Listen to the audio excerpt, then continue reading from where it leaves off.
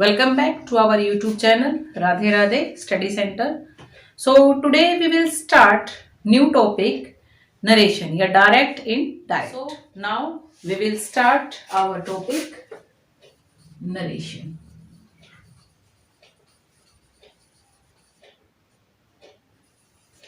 Narration को हम direct indirect भी बोल सकते हैं। तो जो हमारी नरेशन है या कहें डायरेक्ट एंड इनडायरेक्ट,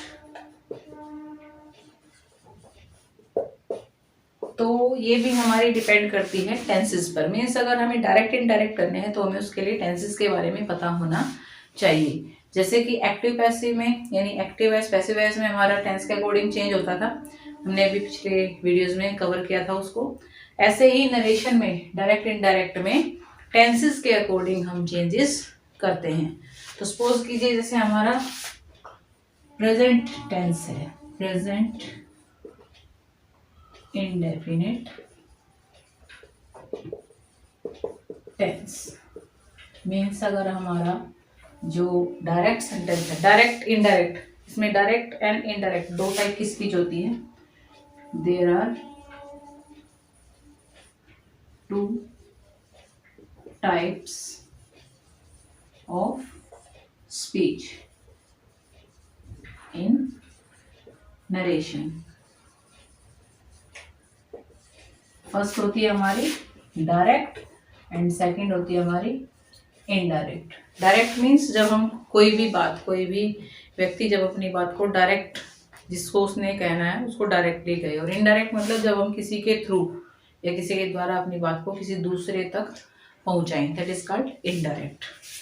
तो यहाँ पर अगर हमारा जो डायरेक्ट सेंटेंस है नरेशन में प्रेजेंट इंडेफिनिट टेंस में है, then it will change into, then it will be changed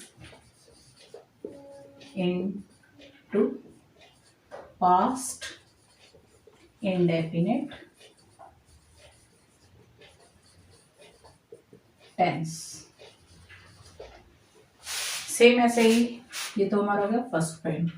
second point में मीन्स अगर हमारा direct sentence present continuous tense में है, present continuous tense, then it will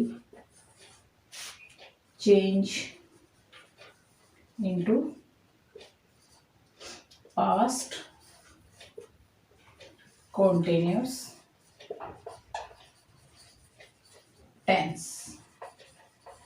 ये हो गए हमारे दो पार्ट। Next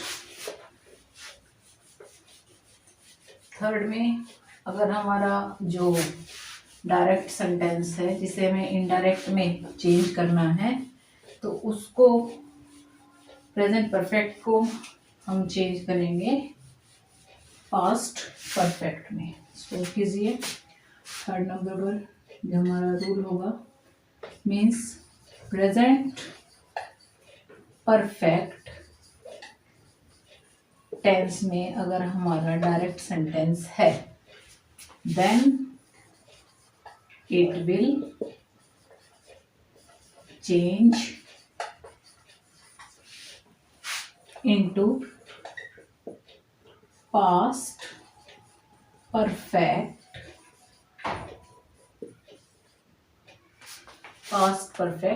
tense. नेक्स्ट हमारा है 4 नंबर पे, अगर डायरेक्ट सेंटेंस हमारा प्रेजेंट परफेक्ट कॉन्टिन्यूस में है, कॉन्टिन्यूस टेंस में है, then it will be change into, then it will change into, किसमें होगा, पास्ट परफेक्ट कॉन्टिन्यूस में, पास्ट परफेक्ट कॉन्टिन्यूस टेंस में। नेक्स्ट फिफ्थ वन इज अगर हमारा डायरेक्ट सेंटेंस देखिए, डायरेक्ट सेंटेंस चेंज करेंगे जब हम इनडायरेक्ट में, इनडायरेक्ट सेंटेंस में,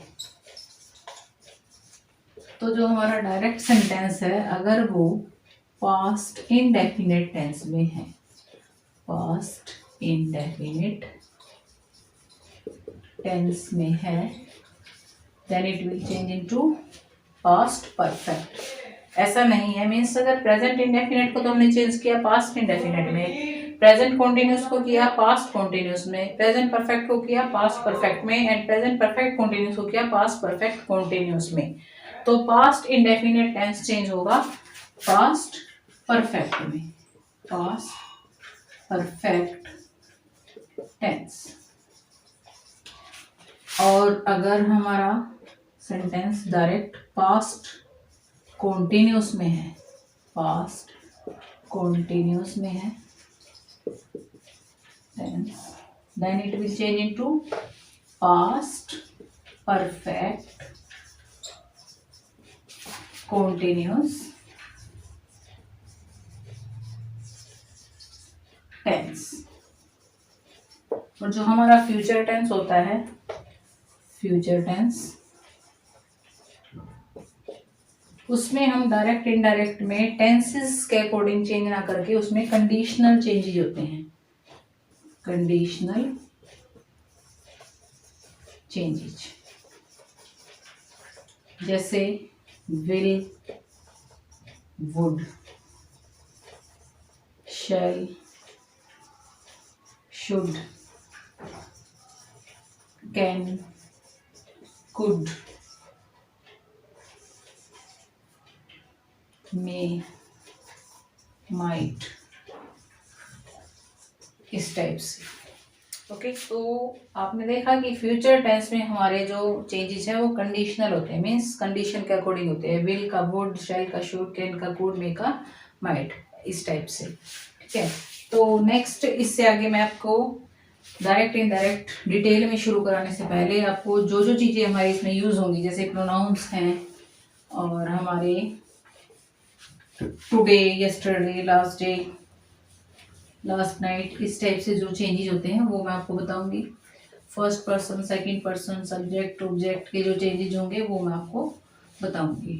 उसके बाद हम इसको टेंस के अकॉर्डिंगली, पार्ट के अकॉर्डिंगली डिटेल में स्टार्ट करेंगे। तो देखिए, इसमें हमारे होते हैं 7 प्रोनाउन। इसमें क्या इंग्लिश में होते हैं, मैंने आपको इसमें एक्टिव पैसिव वॉइस कराए तब भी इसके बारे में डिस्कस किया था। 7 प्रोनाउंस होते हैं, I, my, me, we, our, us, he, his, him, she, her, her,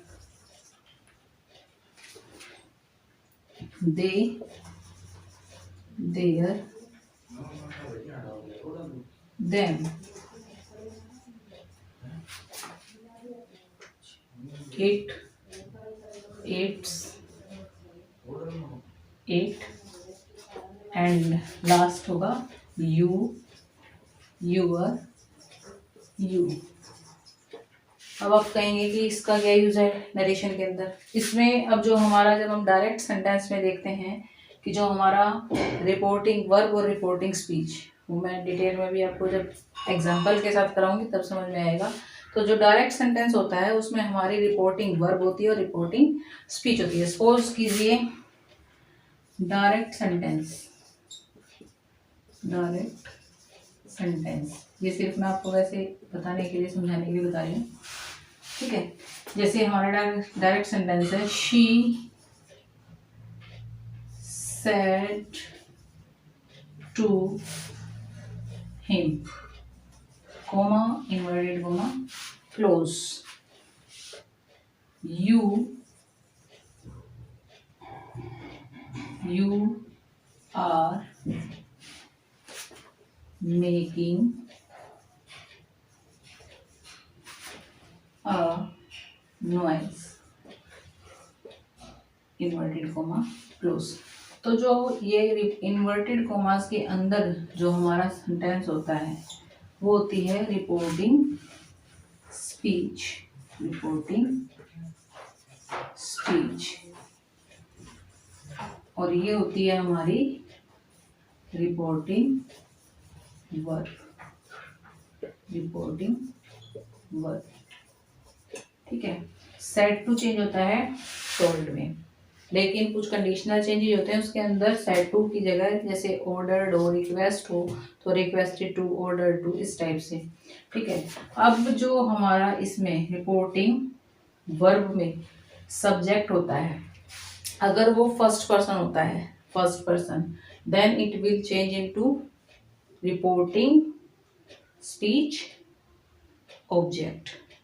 okay, ये इसमें हमारा जो डायरेक्ट इनडायरेक्ट में है हम सन का फॉर्मूला यूज करते हैं, SON, subject 1 2 3, means first person change into reporting verb speech subject, and second person change into object, and third person no change. इसका मीन है सब्जेक्ट, इसका मीन है object, and it means no change. So students, we will discuss about the direct, indirect or narration in detail in our next video. Thank you. Have a nice day.